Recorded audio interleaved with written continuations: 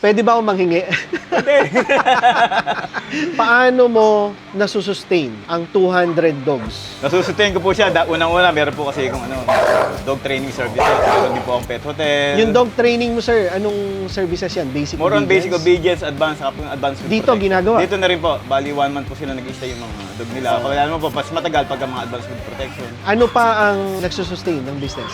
Yun nga po, stud service. Stud service. Malakas din po tayo sa stud service. Then, ano pa? Saka yung pong, usual, yung pong dog breeding. Out of training services, stud service, puppy sales, Saka yung pet hotel. at pet hotel, anong pinaka-income generating doon sa app? Yan, sige. Pag-usapan natin yan. Unang-una po yung dog breeding at saka yung stud service. Yun po talaga ang pinaka maganda. Ngayon ba may mga tuta ka? Meron po.